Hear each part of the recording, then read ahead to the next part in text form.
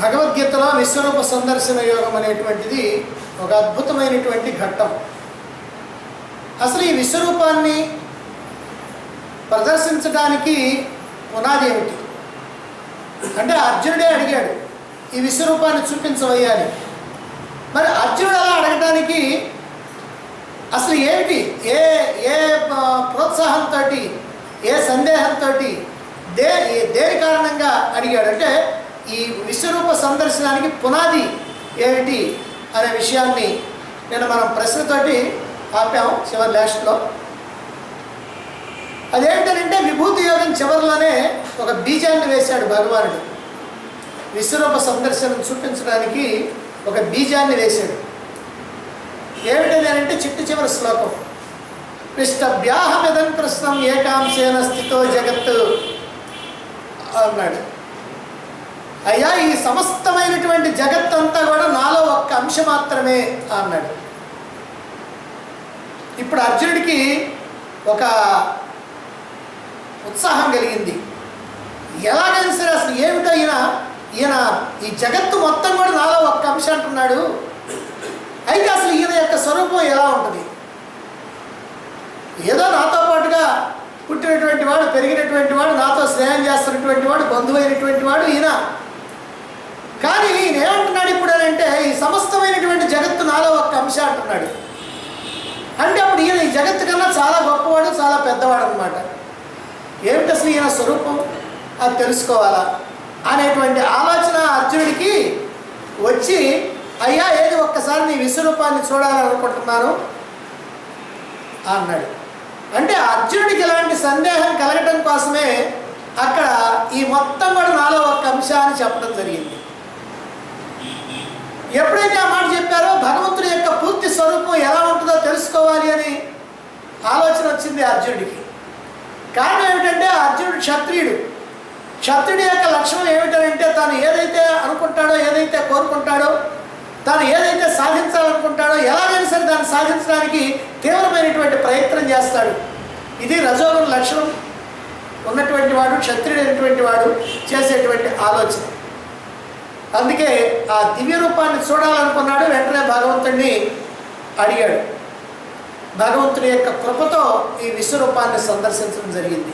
ఇది విశ్వరూపానికి పునాది. మరి అర్జునుడు తన యొక్క జన్మను ధన్యం చేసుకున్నాడు విశ్వరూప సందర్శనతో. మనం కూడా అర్జునుడిలాగా మన జన్మను ధన్యం చేసుకోవడానికి ప్రయత్నం చేయాలి. ఈ విశ్వరూపాన్ని చూపించి భగవానుడు అర్జునుడితో అంటున్నాడు, ఓ అర్జున, నా విశ్వరూపాన్ని దర్శించడానికి ఏ రకమైనటువంటి యజ్ఞయాది కర్మలు కానీ, పూజలు పురస్కారాలు కానీ ఏం చేసినందువల్ల లాభం లేదు. అనన్యమైనటువంటి భక్తి ఎవరికైతే ఉంటుందో అదిగో అటువంటి వాళ్ళు మాత్రమే నన్ను తెలుసుకోగలరు, నన్ను చూడగలరు, నాలో ప్రవేశించగలరు. నన్ను తెలుసుకోగలరు, నన్ను చూడగలరు, నాలో ప్రవేశించగలరు. జ్ఞాతం ద్రష్టం ప్రవేశించ అన్నాడు. అంటే భగవంతుడిని తెలుసుకోవాలన్నా, భగవంతుడిని దర్శించాలన్నా, భగవంతుడితో ఐక్యత కావాలన్నా ఖచ్చితంగా అనన్యమైనటువంటి భక్తి ఉండాలి. భగవంతుడిలో ప్రవేశించడం అని అంటే మోక్షాన్ని పొందడమే. అంటే అనన్యమైనటువంటి భక్తి ఉన్నటువంటి వాడికే ఇది సాధ్యమవుతుంది అనే విషయాన్ని అన్యాపదేశంగా తెలియజేశాడు ఇక్కడ. కాబట్టి నువ్వు కూడా నన్ను కనుక చేరుకోవాలి అని అంటే ఆ అనన్యమైనటువంటి భక్తి నువ్వు కూడా సంపాదించాలి. ఎలా, ఏం చేయాలా? అనన్యమైనటువంటి భక్తిని నేను ఎట్లా సంపాదించగలుగుతాను అని అంటావా? అది చెప్తాను. అది దాన్ని కూడా చెప్పాడు. ఎందుకనంటే ప్రతి వాళ్ళు కూడా ఏదైతే ఒక ముఖ్యమైనటువంటి విషయం చెప్తారో అది నాకు కావాలనో, దాన్ని నేను సాధించాలని అనుకుంటారు. కానీ దానికి మార్గం కావాలి కదా, అందుకని ఆ మార్గాన్ని కూడా చెప్పాలి అని అనుకున్నాడు. అందుకే ఇలా చేయి, మత్కర్మ కృన్మత్పరమః మద్భక్త సంగవర్జిత నిర్వైర సర్వభూతేషు యస్సమావేతి పాండవ. మత్కర్మ కృన్మత్పరమః మద్భక్త సంగవర్జిత. మత్కర్మకృత్, నాకు సంబంధించినటువంటి కర్మల్ని చేస్తూ ఉండు. మత్పరమః, నన్నే శరణు పొందు, నాకే నీ సర్వాన్ని కూడా సమర్పించు. మద్భక్త, నా నాకు భక్తుడివిగా సంఘవర్జిత, ప్రపంచంతో ఉన్నటువంటి సంఘభావం అంతా వదిలేసి, అటాచ్మెంట్ అంతా కూడా వదిలేసి ఇలాగనే చేస్తే నన్నే చేరుకుంటావు.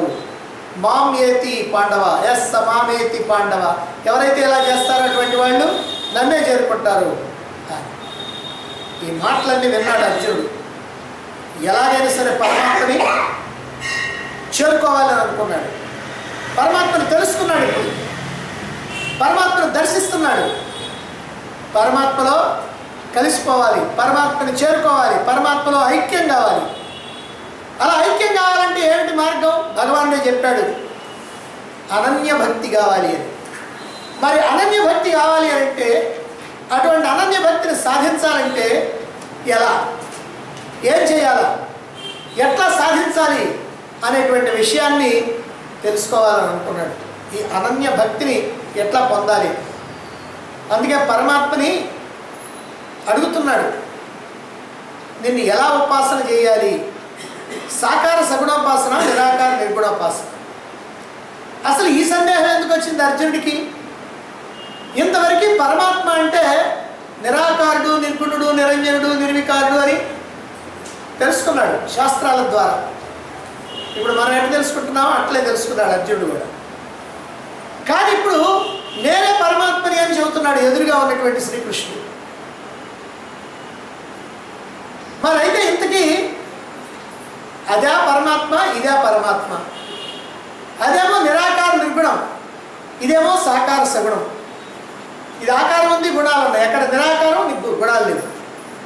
అందుకని నిరాకార నిర్గుణోపాసన చేయాలా నేను, సాకార సగుణోపాసన చేయాలా? అసలు ఈ రెండింటిలో ఏది గొప్ప, ఏది చేస్తే నేను తొందరగా ఈ అనన్య భక్తుడై ఈ పరమాత్మను చేరుకోగలుగుతాను అని ఆయనకి సందేహం. ఆ సందేహాన్ని తెలుసుకోవాలనుకున్నాడు. అందుకనే ఇలా అడుగుతున్నాడు.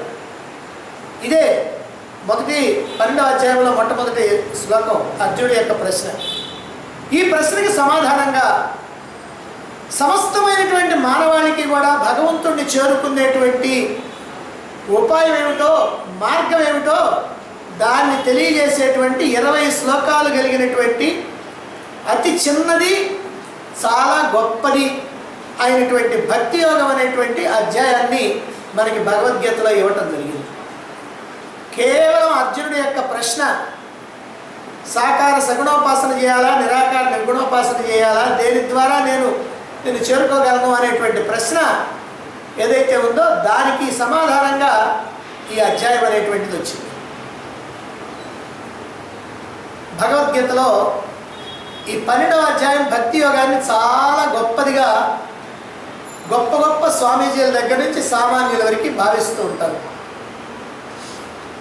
ఎందుకని, ఏమిటి భగవద్గీతలో 12వ అధ్యాయం యొక్క ప్రాధాన్యత అని అంటే, గంగా నది హిమాలయాల్లో పుట్టింది. అనేక రాష్ట్రాలు దాటుకుంటూ దాటుకుంటూ దాటుకుంటూ వచ్చి చివరికి కలకత్తాలో సముద్రంలో కలిసిపోయింది. ఎక్కడైతే పుట్టిందో గంగా నది, అక్కడి నుంచి చివరికి సముద్రంలో కలిసిపోయేంత వరకు దాదాపుగా 2500 మైళ్ళ దూరం ప్రయాణం చేస్తుంది గంగ. ఈ 2500 మైళ్ళు కూడా గంగా నది పరమ పవిత్రమైనటువంటిది, దాంట్లో ఏ అనుమానం లేదు. కానీ కొన్ని చోట్ల మాత్రం మరింత పవిత్రమైనటువంటిది. ఆ మరింత పవిత్రం కావడానికి ఏమిటంటే అక్కడ క్షేత్రాలు వెలిసినాయి. ఇప్పుడు కాశీ క్షేత్రం ఉంది. ఆ కాశీ క్షేత్రంలో కాశీ విశ్వనాథుడి సమీపంలో ప్రవహిస్తుంది కాబట్టి దానికి ఒక ప్రత్యేకమైనటువంటి పవిత్రత ఉంది. అలాగే అలహాబాద్ త్రివేణి సంగమం, మరి అక్కడ కూడా దానికి ఆ ప్రత్యేకత ఉంది. ఇలా కొన్ని కొన్ని ప్రదేశాల్లో దాన్ని చాలా పవిత్రమైనటువంటిదిగా, పరమ పవిత్రమైనటువంటిదిగా భావిస్తూ ఉంటారు. అలాగే గంగా నది లాగానే భగవద్గీత కూడా పరమ పవిత్రమైనటువంటి గ్రంథం. ఇందులో ఉన్నటువంటి 18 అధ్యాయాలు కూడా పవిత్రమైనటువంటివి. అయితే వీటిల్లో ఈ పవిత్రమైనటువంటి వాటిల్లో కూడా పరమ పవిత్రమైనటువంటి చెప్పుకునేటట్లో ఇదిగో ఈ 12వ అధ్యాయం కూడా ఒకటి. అందుకనే భారతదేశంలో ఉన్నటువంటి చాలా ఆశ్రమాల్లో మొట్టమొదటిసారిగా ఈ ఆశ్రమాలు అన్నింటా కూడా భోజనం చేసేటప్పుడు 12వ అధ్యాయాన్ని చదవటం దాదాపుగా 180 ఆశ్రమాల్లో అలవాటు. కొన్ని చోట్ల 120 చోట్ల మాత్రం 15వ అధ్యాయం చదువుతారు. తర్వాత ఎవరైనా స్వామీజీ కనుక గీతా యజ్ఞాలు కనుక చేస్తూ ఉన్నట్లయితే, గీతా జ్ఞాన యజ్ఞాలు చేస్తూ ఉంటే ఆయన 1వ అధ్యాయం దగ్గర నుంచి ప్రారంభించడు. ముందు 12వ అధ్యాయం చెప్పి తర్వాత 2వ అధ్యాయం నుంచి ప్రారంభిస్తాడు. మొదటి అధ్యాయమేమో చెప్పరు, 12వ అధ్యాయం ముందు చెప్తారు.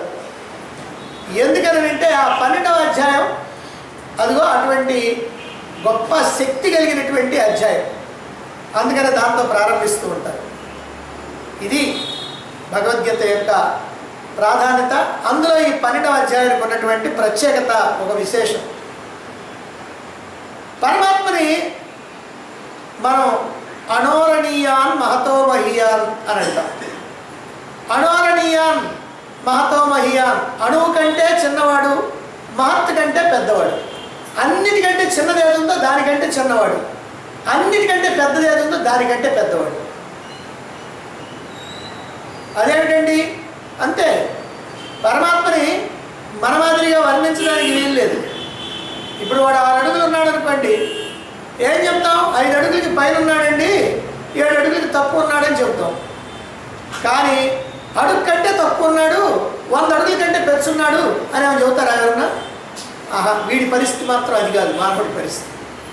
ఇక్కడ ఉన్నటువంటి ఏ వస్తువైనా అంతే. కానీ భగవంతుని విషయం విచిత్రం. అణువు కంటే చిన్నోడు, మహత్ కంటే పెద్దోడు. ఒక్క తులసి దళ వేస్తే తూగుతాడు ఆయన.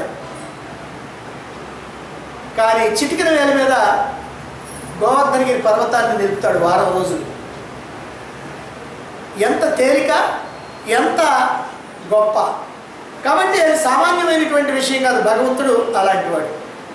మరి అట్లాగనే ఈ 12వ అధ్యాయం కూడా అణోరణీయాన్ మహతో మహీయాన్, అన్నిట్లోకి చిన్న అధ్యాయం, అన్నిట్లోకి గొప్ప మహత్వ కలిగినటువంటి అధ్యాయం. అందుకనే ఇలా దీన్ని కూడా చెప్తూ ఉంటారు. ఇందులో ఉన్నటువంటి 20 శ్లోకాలు కూడా 20 వజ్రాలు, డైమండ్స్, అదిగో అలా భావిస్తారు మహాత్ములైనటువంటి వాడు. మొదటి శ్లోకం అర్జునుడి యొక్క ప్రశ్నతో ప్రారంభమవుద్ది. సగుణోపాసన గొప్పదా, నిర్గుణోపాసన గొప్పదా? ఎలా ఉపాసన చేసి నేను పరమాత్మను చేరుకోవడానికి వీలవుతుంది అని ఆయన అడిగాడు. నిజంగా ఈ ప్రశ్నకి సూటిగా సమాధానం చెప్పడం చాలా కష్టం.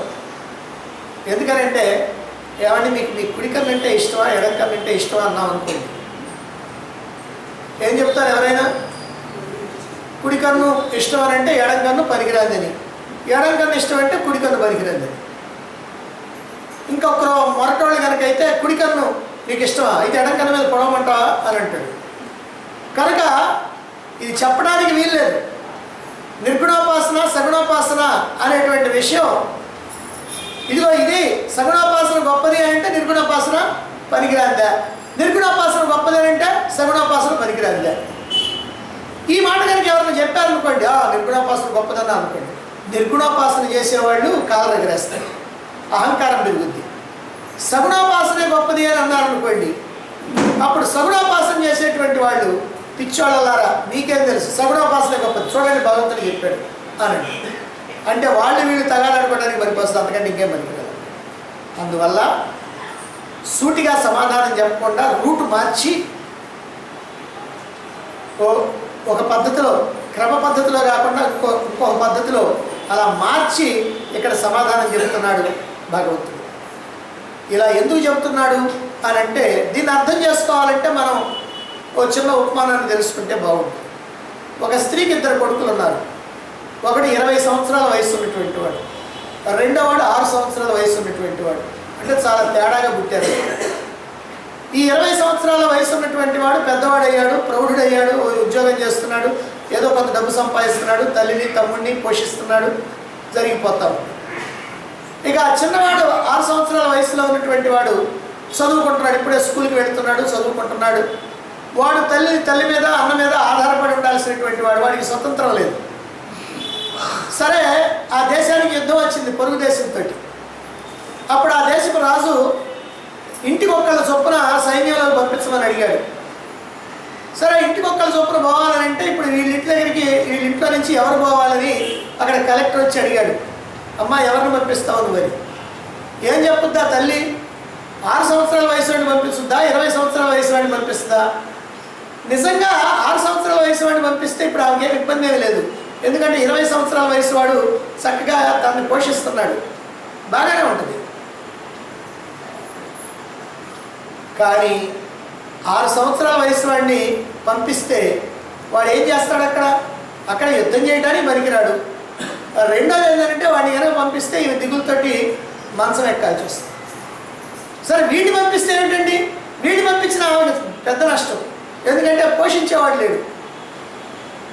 కాకపోతే ఏంటంటే ప్రభుత్వం వాళ్ళకి ఏదో ఒకటి ఇస్తుంది కాబట్టి దాంతో పోషణ జరుగుద్ది కనుక ఆలోచించి జాగ్రత్తగా పెద్దవాడిని పంపించింది. అప్పుడు ఇళ్ళ దగ్గర వాళ్ళు అడుగుతున్నారు, నీకు పెద్ద కొడుకు అంటే ఇష్టం లేదా, చిన్న కొడుకు అంటే ఇష్టమా, అందుకని పోతే పోయాడు ఉంటే ఉన్నాడని వాడిని పంపించావా అని. అజ్ఞానంలో అనేటువంటి మాట అది, జ్ఞానంలో అనేటువంటి మాట కాదు కదా.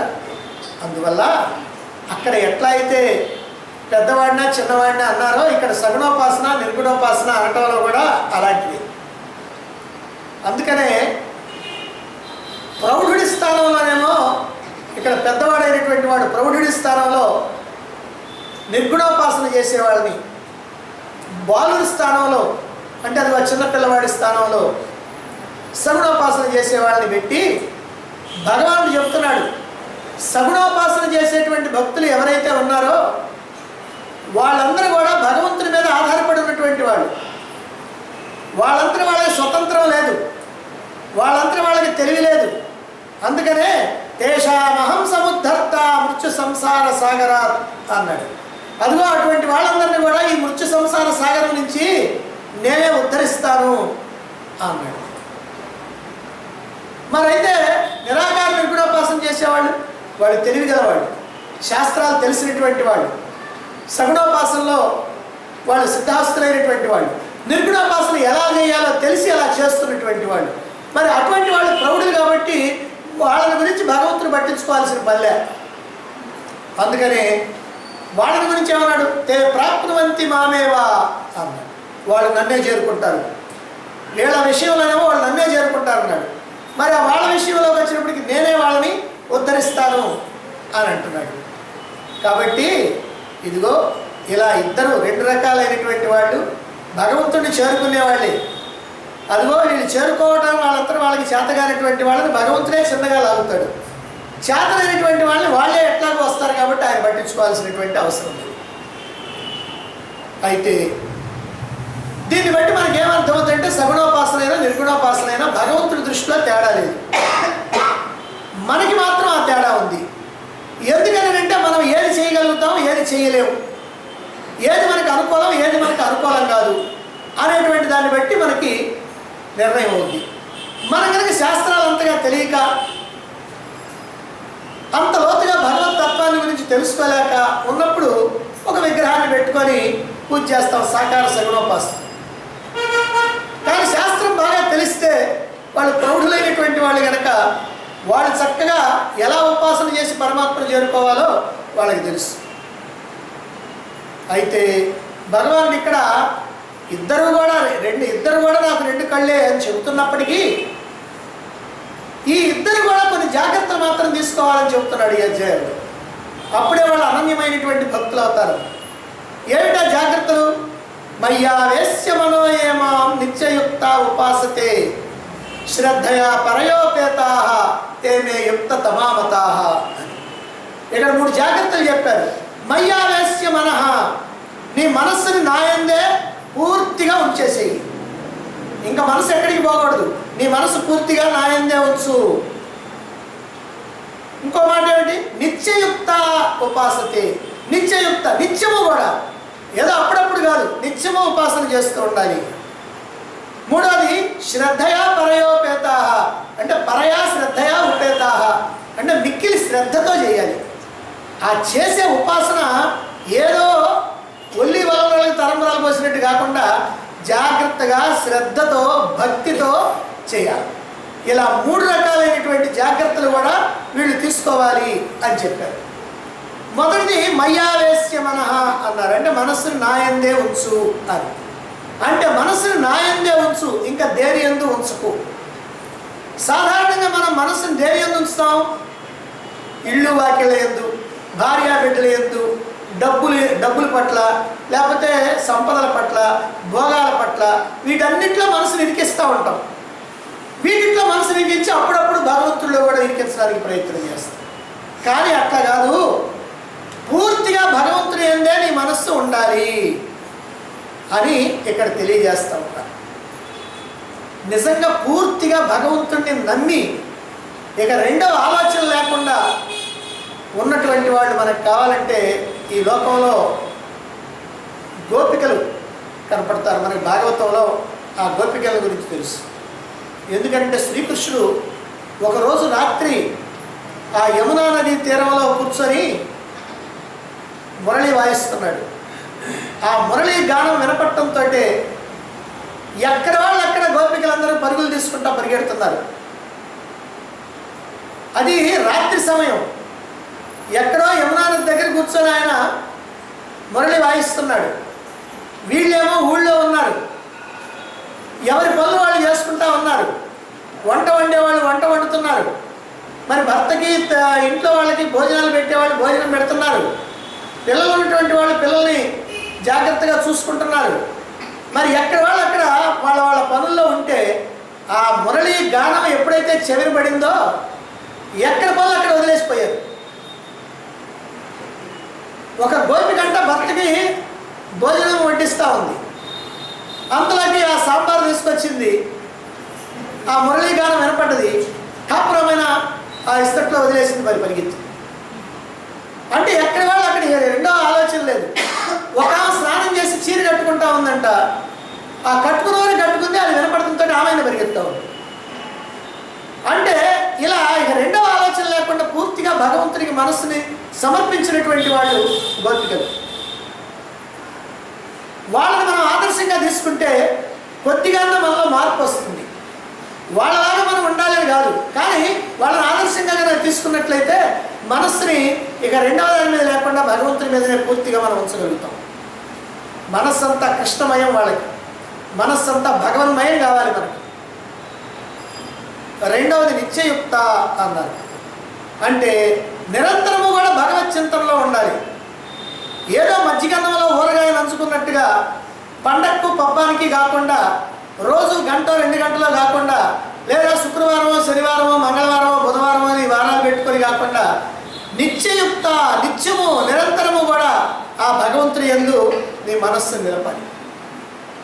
ప్రహ్లాదుడు, నారదుడు, ఆంజనేయుడు ఇలాంటి వాళ్ళందరూ కూడా నిత్యయుక్తులు. ఎల్లప్పుడూ కూడా వాళ్ళు ఏం చేస్తున్నారో ఏం చూస్తున్నారో అవన్నీ సంబంధం లేదు. ఎప్పుడు కూడా భగవంతుని యందే వాళ్ళు మనస్సు నిలుపుతున్నారు. ఓసారి శ్రీరాముడు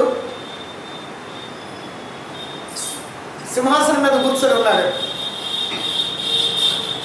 అది యుద్ధం అయిపోయిన తర్వాత, రావణాసురుడితో యుద్ధం అయిపోయిన తర్వాత, జయించి వచ్చిన తర్వాత, ఇక్కడ పట్టాభిషేకం చేసుకున్న తర్వాత ఆయన సింహాసనారూఢుడై ఉన్నాడు. ఆయనతో పాటుగానే అక్కడ ఉన్నటువంటి రాక్షసులు, విభీషణుడు మొదలైనటువంటి రాక్షసులు కానీ, కోతులు కానీ, వాళ్ళందరూ కూడా ఈయనతో పాటుగా ఇక్కడికి వచ్చారు. అయోధ్య నగరం చూడాలని, రాముల వారి పట్టాభిషేకం చూడాలని. పట్టాభిషేకం అయిపోయినా వీళ్ళు ఎవరు కూడా కదలకలా. సరే మీరు పోండి అని చెప్పడం ఆయనకి ధర్మం కాదు కాబట్టి ఆయన ఆ మాట చెప్పాల. ఆయన పొమ్మం లేదు, వీళ్ళు బాగుంటం లేదు, ఆమెనే ఉన్నారు. సరే ఊరికినే ఉంటే ఏం బాగుంటుందని చెప్పి ఒకసారి అందరూ కూడా రాముల వారి దగ్గరికి వచ్చి, అయ్యా మేము ఊరికినే ఉంటే మాకేమీ తోచటం లేదు, అందుకని ఏదైనా మీకు సేవ చేసేటువంటి పనులు మాకు చెప్పండి. ఏదో యుద్ధం అప్పుడు మా చేతనైన సేవ చేసాం, ఇప్పుడు కూడా మేము ఏదైనా సేవ చేస్తాం, మాకు చెప్పండి అని అంటే, అప్పుడు మంత్రి గారిని పిలిచి రాముడు చెప్పాడు, అయ్యా వీళ్ళందరికీ తలా ఓ పని అప్పచెప్పని. సరే నేను చెప్పి అందరికీ తలా ఓ పని అప్పచెప్పేశాడు. ఆంజనేయుడు మాత్రం దీంట్లో లేడు. ఎందుకంటే ఆయన ఎక్కడో కూర్చొని పాపం ఆయన ఏదో ఆ రామనామాన్ని చెప్పించుకుంటా ఉన్నాడు. సరే వీళ్ళందరూ వెళ్ళి ఈ రాముడికి సేవ చేయడం కోసం వాళ్ళ పనులు చేస్తూ ఉన్నారు. చేస్తామంటే ఆంజనేయుడు చూసి కొత్తగా వీళ్ళందరూ ఏదో తలా ఓ పని చేస్తారు, ఏమిటేమిటని అడిగితే, ఇలా మేము పోయి అడిగామయ్యా మాకు ఈ పని అప్ప చెప్పారు. అయ్యోయ్యో నాకు అసలు పని అప్ప చెప్పకపోతే అట్ట, నేను మాత్రం ఆ రాముడికి సేవకుడి కాదా అని చెప్పి ఆయన పరిగెత్తుకుంటా వచ్చి రామా రామా నాకు ఏదైనా పని అప్పగించుకున్నాడు. ఎందుకులే ఆంజనేయ, నీకెందుకు, నువ్వేం అక్కర్లేదు, నువ్వు హాయిగా ఉండు, నువ్వు నీ భక్తితో నువ్వు ఉంటావు కదా, నీ పని ఏదో నువ్వు చేసుకుంటా ఉండు అన్నాడు. అట్ట కాదు, నాకు కూడా ఏదో పని చెప్పాల్సిందే. సరే అప్పుడు మంత్రిని పిలిచి, అయ్యా మా ఆంజనేయుడికి కూడా ఏదైనా పని చెప్పండి అని అంటే, ఏమి లేవండి, అన్ని పనులు అయిపోయినాయి, వాళ్ళకి చెప్పేశాం కదా, ఇప్పుడు ఏమి లేవన్నాడు. అప్పుడు ఆంజనేయుడు అన్నాడు, అట్ట కాదు, నాకు ఏదైనా సరే ఒక పని చెప్పాలా, అది ఎటువంటి పని అయినా పర్వాలా, ఎంత అల్పమైన పని అయినా సరే, రాములారికి సేవ చేసినటువంటి వాడిని కావాలి నేను కూడా. సరే అప్పుడు ఆయన చెప్పాడు, ఏమి లేదు, రాముల వారు ఆవలించినప్పుడు చిటికేయాలి కదా, ఆయన వేసుకోకుండా నువ్వు కానీ చిటికేస్తే సరిపోద్ది. ఓ అట్లయితే సరేని అనుకున్నాడు. పోయాడు, చెట్టు ఎక్కి కూర్చున్నాడు, ఆ రామనామాన్ని చెప్పించుకుంటా ఉన్నాడు. ఒక 5 నిమిషాలు అయ్యేటప్పటికి ఆయనకి సందేహం వచ్చింది. నేనేమో ఈ రామనామం చెప్పించుకుంటా ఉంటాను, ఆయన అక్కడ ఎప్పుడు ఆవలిస్తాడో నాకు తెలియదు, ఆయన ఆవలించినప్పుడు నేను చిటికేయకపోతే అప్పుడు సేవాలోపం ఉంది కదా, సేవ చేసినటువంటి వాడిని ఎట్ట అవుతాను, అందుకని ఆయన ఎప్పుడన్నా ఆవలించుకొని నాకెందుకు, నేను ఎప్పుడు చిటికేస్తూనే ఉంటానని ఈయన ఎప్పుడు చిటికేస్తా ఉన్నాడు. సరే రాముడు అనుకున్నాడంట, ఆంజనేయుడు నాకు పరమభక్తుడు, ఆయన ఎందుకు ఇబ్బంది పెట్టాలా, నేను ఎప్పుడు పడితే అప్పుడు ఆవలించకుండా ఆయన చిటికేసినప్పుడు మాత్రమే ఆవలిద్దాం అని అనుకున్నాడు. ఈయన అనుకున్నది ఆయనకి తెలియదు, ఆయన అనుకున్నది ఈయనకి తెలియదు. సరే ఆయన ఎప్పుడు చిటికేస్తా ఉంటేప్పటికల్లా ఈయన ఎప్పుడు ఆవలించాల్సి వచ్చింది. సరే ఆవలించినటువంటి వాడు, ఆ నోరు తెరిచినటువంటి వాడికి మూయటానికి వల్ల కాదు, ఎందుకంటే ఆయన ఆపితేగా ఈ నోరు మూసేది, అందుకని నోరు అట్టాగానే తెరుచుకొని ఉన్నాడు. సరే చాలామంది ప్రయత్నం చేశారు, ఏమిటి ఇట్లా నోరు తెరుచుకున్నారు, ఇదేమి జబ్బు, కొత్త రకమైనటువంటి జబ్బు, ఎక్కడ ఎప్పుడు వెళ్ళలేదు అని వైద్యులు పిలిపించి చూపిస్తే అందరూ చెప్పారు, అయ్యా మాకేం అర్థం కావట్లేదు, ఇది జబ్బు అనటానికి వీల్లేదు, కాదంటానికి వీల్లేదు, అది ఏమిటో కూడా మాకు అర్థం కావట్లేదు, ఇది మా జీవితంలో మేము ఎప్పుడు ఎరగమిది అని చెప్పారు. సరే వశిష్ఠుల వారి దగ్గరికి వెళ్ళారు, పురోహితులు ఆయన, అందుకని ఆయన పిలుచుకొచ్చిన తర్వాత ఆయన చూశాడు, ఆయనకేం అర్థం కాల, అందుకని దివ్య దృష్టితో చూశాడు. ఓహో ఇదా వ్యవహారం అని అనుకొని, ఏమి లేదు, మీరు కనుక ఆంజనేయుడి దగ్గరికి వెళ్ళి ఆయన చిటికేయటం ఆపితే సరిపోద్ది, ఈ నోరు మూసేస్తాడు అని చెప్పాడు. అప్పుడు అందరు పోయి ఆంజనేయుడిని చిటికేయొద్దన్నాడు. అమ్మమ్మ నేను చిటికేయకుండా వేస్తానే ఉన్నాడు. అప్పుడు బలవంతాన ఆ చెట్టు మీద నుంచి కిందకి లాగి చేతులు పట్టుకొని ఆపి ఆ చిటికలు ఆపితే అప్పుడు రాముల వారు నోరు కాస్త మూసాడు. అయితే ఏమిటి దీంట్లో వ్యవహారం అని అంటే, రాముడు ఎప్పుడు ఆవలిస్తాడో తెలియదు కాబట్టి నిరంతరం చిటికలు వేస్తున్నట్టుగా, ఆంజనేయుడు నిరంతరం చిటికలు వేస్తున్నట్టుగా మనం కూడా ఎప్పుడు మృత్యువు కబలిస్తుందో తెలియదు కాబట్టి నిరంతరం కూడా భగవత్ చింతన అనేటువంటి టికెట్ కొనుక్కొని మన దగ్గర ఎట్టి పెట్టుకోవాలి. ఎప్పుడు మరణం అనేటువంటి సంభవిస్తుందో మనకి తెలియదు కాబట్టి ఏమంటే ఎప్పుడో మరణం సంభవించేటప్పుడు నేను భగవత్ చింతన చేస్తాను అని అంటే, ఆ మరణం ఎప్పుడో ఎవరికి తెలుసు కాబట్టి తెలియదు. మరి అందుకని ఆ భగవత్ చింతన అప్పుడు కనుక చేయలేకపోతే ఏమవుద్ది, జీవితం అంతా చేసినా అప్పుడు చేయకపోతే ప్రయోజనం ఉండదు. కనుక ఎప్పుడు భగవత్ చింతన చేస్తుంటే ఎప్పుడు మరణం వచ్చినా ఏం పర్వాలేదు, ఆ భగవత్ చింతనలోనే ఆ మరణం కూడా వస్తుంది. అంటే మరణ సమయంలో కూడా భగవత్ చింతన చేస్తూ ఉంటాడు. కాబట్టి అలా నిత్యము కూడా నిత్యయుక్త ఉపాసతే, నిత్యము కూడా భగవత్ చింతనలో ఉండాలి మనము అని చెప్పడం కోసమే ఈ విషయాన్ని చెప్పడం అన్నమాట. ఇక మూడోది పరయా శ్రద్ధయా ఉపేత అన్నారు. మిక్కిలి శ్రద్ధతో ఉండాలి ఈ ఉపాసన చేసేటువంటి వాళ్ళు. ఏ ఉపాసన చేసినా శ్రద్ధ ఉండాలి. శ్రద్ధ లేకపోతే సిద్ధి లేదు. శ్రద్ధావాన్ లభతే జ్ఞానం అన్నారు. శ్రద్ధ ఉన్నటువంటి వాడికే జ్ఞానం లభిస్తుంది అని. సామాన్యమైన విషయాల్లోనే మనం శ్రద్ధ చూపించాలి. ఇప్పుడు మనం ఏదైనా జబ్బు చేసి డాక్టర్ దగ్గరికి పోయామనుకోండి, ముందుగానే ఈ డాక్టర్ ఏం పనికి వస్తాడండి, మన జబ్బుకి మనం ఆయన ఏమి లేవలేదు, అసలు ఈ డాక్టర్కి ఏం తెలియదండి పెద్దగా అనుకొని మనం పోయామంటే మనకు ఆ జబ్బు తగ్గేదే లేదు. అలాగే డాక్టర్ రాసి ఇచ్చినటువంటి మందు వేసుకునేటప్పుడు ఈ మందు ఏం పని చేస్తుందండి, ఇది ఎంతండి రూపాయలుగా ఈ ట్యాబ్లెట్, ఇది పని చేయదు, ఏదైనా కాస్త 10 రూపాయలు 15 రూపాయలు అయితే పని చేయదు అని అనుకున్నాం అనుకోండి, పని చేసేది కూడా పని చేయకూడదు. ఎందుకనంటే నమ్మకం, శ్రద్ధ, విశ్వాసం అది కనుక లేకపోతే లాభం. అందుకని డాక్టర్ మీద కూడా విశ్వాసం ఉండాలి. మరి డాక్టర్ మీదనే విశ్వాసం ఉండాల్సి వస్తే ఆయన మీద విశ్వాసం ఉంటేనే మందు పని చేస్తూ ఉంటే మరి భగవంతుడి మీద విశ్వాసం లేకపోతే ఎట్లా? అందుకని భగవంతుని మీద కూడా మిక్కిలి శ్రద్ధ, పరయా శ్రద్ధయా ఉపేత, మిక్కిలి శ్రద్ధ, గొప్ప శ్రద్ధ అనేటువంటిది తప్పనిసరిగా ఉండాలి. సరే, సగుణోపాసన, నిర్గుణోపాసన 2 రకాలైనటువంటి ఉపాసన ఉంది. ఈ 2 ఉపాసనలో ఏ ఉపాసన చేసినా ఈ 3 జాగ్రత్తలు కూడా తీసుకోవాలి. అయితే ఈ 2 ఉపాసనలో ఉన్నటువంటి తేడా ఏమిటి?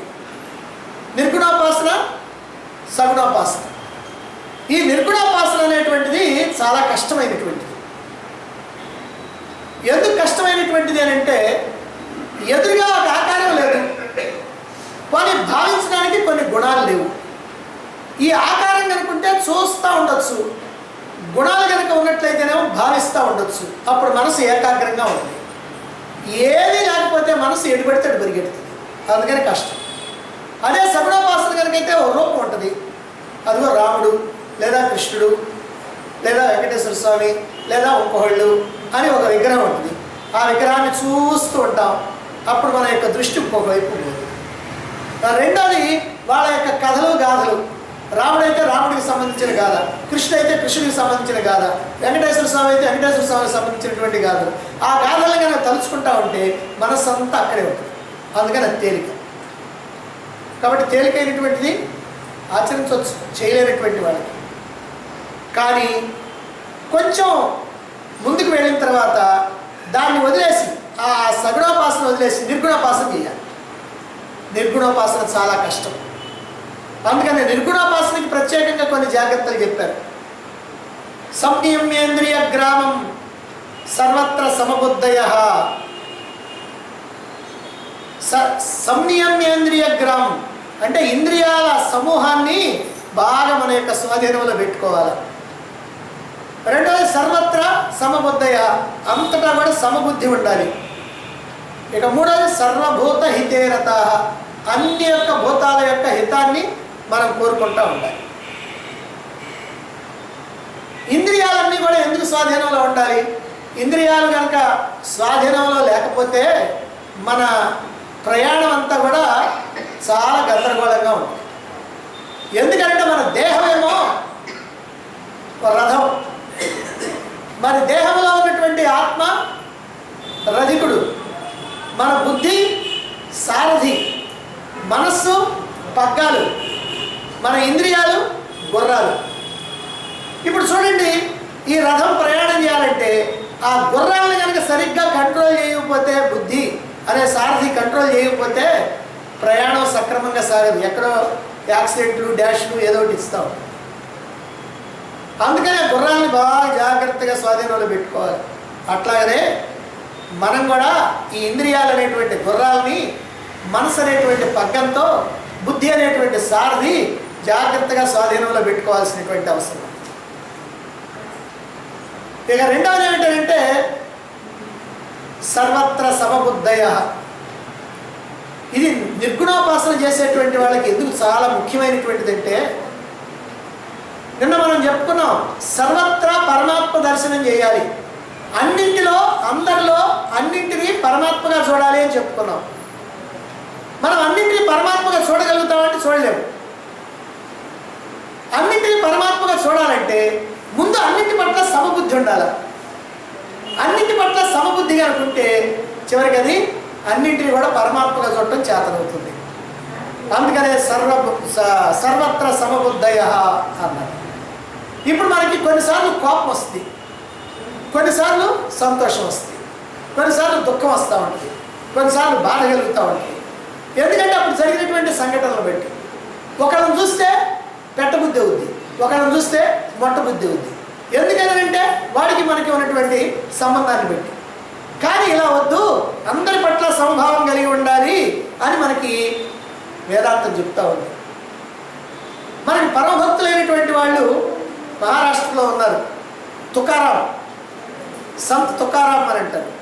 ఆయన గొప్ప భక్తుడు. మరి ఆయన భార్య గయ్యాలి. అలాగనే ఏకనాథ్ మహారాజ్, సంత్ ఏకనాథ్ మహారాజ్ అని ఉన్నాడు. ఆయన గొప్ప భక్తుడు. ఆయన భార్య పరమ పతివ్రత. భర్తకి ఎల్లప్పుడూ కూడా తల్లో నాలుకలాగా ఎప్పుడు కూడా ఆయన యొక్క క్షేమాన్ని, ఆయన యొక్క సేవని చేస్తూ ఉంటుంది. మరైతే ఇద్దరు భక్తులే, కానీ ఒక ఆయనకేమో గయ్యాళి భార్య, ఒక ఆయనకేమో అనుకూలవతి అయినటువంటి భార్య. ఈ సంత ఏకనాథ మహారాజు ఆ భగవంతుడిని దర్శించుకొని ఆ దేవాలయానికి పోయినప్పుడు కానీ ఎప్పుడైనా సరే ఆ భగవంతుడి దగ్గర ఉండి ఆయన అంటుంటాడు, స్వామి నాకు ఎంత అనుకూలవతి అయినటువంటి భార్యనిచ్చి నీకు సంబంధించినటువంటి సేవ చేసుకోవటంలో నాకు ఎంత మేలు చేసావో చెప్పడానికి వీల్లేదండి. సరే తుకారాం ఉన్నాడు కదా, మరి ఈయన కూడా దేవుడి దగ్గరికి పోయి ఈయన కూడా నమస్కారం పెట్టి అంటాడు, ఓ భగవంతుడా, నువ్వు నాకు గయ్యాళి భార్యను అంటగట్టి ఈ ప్రపంచం మీద విరక్తి కలిగించి నీ సేవలో ఉండేటట్టుగా నాకు ఎంత అవకాశం కల్పించావయ్యా అన్నాడు. అంటే ఈయనకి గయ్యాళి భార్య ఉండటం ఈయనకి మంచిదైంది, ఆయనకు అనుకూలవతి అయిన భార్య ఉండటం ఆయనకు మంచిదైంది. సర్వత్ర సమబుద్ధయ అంటే అన్ని సందర్భాల్లో కూడా సమబుద్ధి కలిగి ఉండటం అని అంటే ఇదిగో ఇది. మరి అదే ప్రకారంగా సర్వభూత హితేరత అన్నారు, అంటే సర్వభూతాల యొక్క మేలుని కోరుకోవాలని. ఇప్పుడు మనం సంత తుకారాం సంగతి చెప్పుకున్నాం. ఈ తుకారామే ఒక రోజునంటే వాళ్ళ ఇంట్లో కుక్క ఒకటి వచ్చి ఆ అన్నం ఉన్నటువంటి గిన్నెలో నుంచి ఆ పెళ్ళ నోట్లో పెట్టుకొని పరిగెడుతుంది. ఆయన చూశాడు, వెంటనే నేతి గిన్నె తీసుకొని దాని వెంట పోతున్నాడు, పరిగెడుతూ ఆగు ఓ పాండురంగా ఆగు, నెయ్యి కనుక పడకపోతే అది అజీర్ణం అవుద్ది, అందుకని నేను నెయ్యి తీసుకొస్తున్నాను అంటున్నాడు. అంటే మనం ఏం చేస్తాం, బడికి తీసుకొని భార్య అవతల పారేస్తాం. కానీ ఆయన సర్వభూత హితేరత, మనుషులే కాదు జంతువులు, పశువులు, పక్షులు, క్రిములు, కీటకాలు ఏదైనా సరే దేనికైనా సరే మేలు మాత్రమే, అది తప్ప ఇక రెండోది ఏమిది. అంటే ఏకనాథ్ మహారాజు కూడా ఒకసారి కాశీ నుంచి గంగా తీర్థం, గంగ కావిళ్ళు అంటారు, ఆ కావిళ్ళలో గంగను తీసుకొని రామేశ్వరానికి వస్తున్నారు, నడుచుకుంటూ రావాలి. రాజస్థాన్లో బాగా ఎడారి, ఆ ఎడారిలో ఇసుకంతా కూడా ఎండకి బాగా వేడెక్కి ఉంటుంది అనమాట. దాంట్లో కాళ్ళు కాలుతూ ఉంటాయి. ఆ కాళ్ళు కాలుతూ ఉంటే కావిడి ఇట్టించిట్టు మార్చుకుంటూ ఉంటారు. ఇంత కష్టపడి అక్కడి నుంచి కాశీ నుంచి రామేశ్వరానికి మోసుకొని ఈ గంగ కావిడి తీసుకొని వస్తూ ఉంటారు. ఎంత కష్టమో చెప్పడానికి వీల్లేదు, మనకు అసలు దాన్ని ఊహించడానికి కూడా మనకు కుదరదు. మరి అలాంటి పరిస్థితుల్లో అక్కడ దారిలో ఒక గాడిదంట ప్రాణాపాయ స్థితిలో ఉండి ఇక ప్రాణం పోతుందనమాట. అదిగో ఆ సమయంలో ఆ ఇసుకలో పడి అది మహా బాధపడిపోతూ ఉంది, దప్పికైపోతూ ఉంది, ఏం చేయడానికి తోచట్లేదు. అలాంటి సమయంలో ఆయన కావిడి దించి ఆ గంగని దాని నోట్లో పోసి దాని మీద చల్లి దాన్ని చల్లబరిచాడు. అయ్యో ఇదేమిటి స్వామి ఇట్లా చేశారు మీరని చుట్టూ ఉన్నటువంటి శిష్యులంతా కూడా ఆయన చెప్తున్నారు. అయ్యా, ఈ రూపంలో ఉన్నటువంటి రామలింగేశ్వరుడికి నేను అభిషేకం చేస్తున్నాను అని అన్నాడు. అంటే అక్కడ గాడిదని కూడా ఈయన ఆ రామలింగేశ్వరుడిగా చూచాడు, మరి అక్కడ కుక్కరేమో పాండురంగడిగా చూచాడు. అంటే ఏమిటి మనం తెలుసుకోవాల్సిందంటే వేదాంతంలో చెప్పినటువంటి సర్వత్రా సమదర్శనం అనేటువంటిది దేనికి పునాది అని అంటే సర్వత్రా పరమాత్మ దర్శనం. అందరినీ పరమాత్మగా చూడాలి, అందరిలో పరమాత్మ ఉన్నాడు. ఎందుకంటే నిజంగా ఇక్కడ దేహము, ఇంద్రియాలు, మనస్సు, బుద్ధి ఇవేవి కూడా నశించిపోయేవి. కానీ ఈ దేహేంద్రియ మనోబుద్ధుల్లో నిరంతరము కూడా ఉండేటువంటిది, పుట్టుక లేకుండా చావు లేకుండా శాశ్వతంగా ఉండేటువంటిది, సూక్ష్మాతి సూక్ష్మమైనటువంటిది ఆత్మ చైతన్యం. ఆ ఆత్మ చైతన్యం అనేటువంటిది అదే పరమాత్మ చైతన్యం. ఆ పరమాత్మ అన్ని దేహాల్లో కనుక ఉంటే నువ్వు దేహాన్ని పట్టించుకోకుండా ఆ పరమాత్మను పట్టించుకో. నువ్వు దేహాన్ని చూడకుండా పరమాత్మను చూడు. నేను చెప్తున్నా, కొయ్యగుర్రాన్ని చూసినప్పుడు దాన్ని గుర్రంగా చూడకుండా కొయ్యగా చూడు అనేటువంటి భావనతో ఇట్లా పరమాత్మగా సర్వాన్ని చూస్తే సర్వత్రా. ఎందుకంటే ఎదురుగా పరమాత్మే ఉన్నాడు అని అనుకున్నప్పుడు దానికి హాని చేస్తావా, దాన్ని దూషిస్తావా, దాన్ని ద్వేషిస్తావా? ఏమీ చేయడానికి వీల్లేదు. అది పరమాత్మ అని అనుకున్నప్పుడు దాన్ని పూజిస్తావు, అది కుక్క అనుకున్నప్పుడు దాన్ని కొట్టాలనిపిస్తుంది. నీకేం పని లేకపోయినా అవసరం లేకపోయినా ఊరికిన చేతులు కర్ర కనుకుంటే రాయి కనుకుంటే వేయాలనిపిస్తుంది. ఎందుకంటే అది కుక్కని. కాబట్టి అక్కడ పరమాత్మ, అది కుక్క అయినా, పంది అయినా, నక్కైనా, పిల్లి అయినా, బల్లి అయినా, ఏదైనా సరే కాక అన్నింటిలో సమస్తమైనటువంటి జీవుల్లో ఈ లోకంలో ఉన్నటువంటి 84 లక్షల రకాలైనటువంటి జీవరాశులు అన్నింటిలో కూడా ఉన్నది ఆ పరమాత్మే. కాబట్టి సర్వత్రా ఆ నిరాకార నిర్గుణమైనటువంటి పరమాత్మ సర్వత్రా ఉన్నాడు అనేటువంటి భావన పూర్తిగా మనలో కనుక ఉన్నట్లయితే అంతటా కూడా ఆ పరమాత్మను దర్శించడమే జరుగుతుంది. ఈ ప్రకారంగా ఈ జాగ్రత్తలు నిరాకార నిర్గుణోపాసన చేసేటువంటి వాళ్ళు కూడా ఈ జాగ్రత్తలన్నీ కూడా తీసుకోవాలి. ఆ తర్వాత సాధనా మార్గాన్ని చెప్పారు ఈ 12వ అధ్యాయంలో 8 నుంచి 12 శ్లోకాల వరకు. ఏమిటంటే ఎవరైతే మనస్సు పూర్తిగా స్వాధీనంలో ఉంటుందో, నువ్వు ఉండు అన్న చోట ఎప్పుడైతే ఎవరికైతే ఆ మనస్సు నిలబడిపోద్దో అదిగో అటువంటి వాళ్ళకి ఏం చెప్పారంటే నీ మనోబుద్ధులు నాయందే నిలిపేసేయి అన్నారు. అంటే మనోబుద్ధులు పూర్తిగా పరమాత్మలో ఉంచేసేయి అని. ఒకవేళ అది నీకు చేత కాదా, నీ మనోబుద్ధులు పరమాత్మలో ఉంచడం చేత కాకుండా ఆ మనోబుద్ధులు నీ అధీనంలో లేక అలా ప్రపంచం మీదకి పరిగెడుతున్నాయా, అట్లా కనుకైతే పరమాత్మలో నిలపడానికి అభ్యాసం చేయి, ప్రాక్టీస్ చేయి.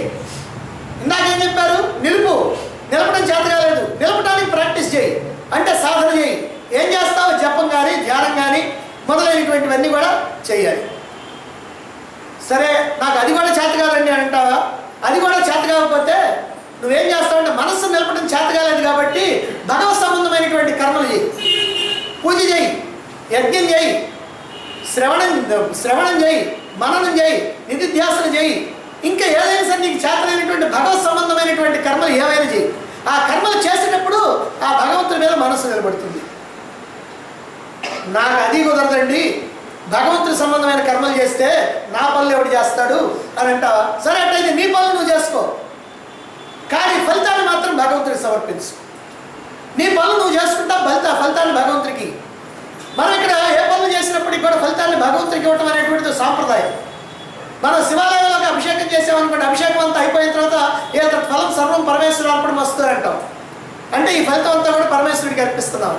అంటే పరమేశ్వరుడికి కనుక ఫలితాన్ని కనుక అర్పిస్తే నువ్వు చేసేటువంటి కర్మ అంతా కూడా పరమాత్మ యొక్క కర్మే అవుద్ది, భగవంతుడి కర్మే అవుద్ది. ఇందాక అనుకున్నావు కదా భగవంతుడి కర్మలు చేయటం నాకు ఎట్ట కుదురుతుందండి, నా పనులు నేను చేయాలని. ఇప్పుడు నీ పనులు నువ్వు చేసినప్పటికి కూడా ఆ ఫలితాన్ని భగవంతుడికి కనుక అర్పిస్తే అది భగవత్ కర్మగా మారిపోతుంది. ఈ ప్రకారంగా 4 రకాలైనటువంటి విషయాల్ని 4 రకాలైనటువంటి వ్యక్తులకి 4 రకాలైనటువంటి సాధకులకి తెలియజెప్పిన తర్వాత ఇక భక్తుల లక్షణాలు చెప్పారు. 13వ శ్లోకం నుంచి 19వ శ్లోకం వరకు 37 లక్షణాలు, భక్తుల లక్షణాలు చెప్పారు. అందులో మొట్టమొదటి చాలా ముఖ్యమైనటువంటి అద్వేష్ట సర్వభూతానాం అని. ఇందాక సర్వభూత హితేరత అని చెప్పాం, అన్ని భూతాల పట్ల మేలు, వాటి యొక్క మేలు కోరాలి.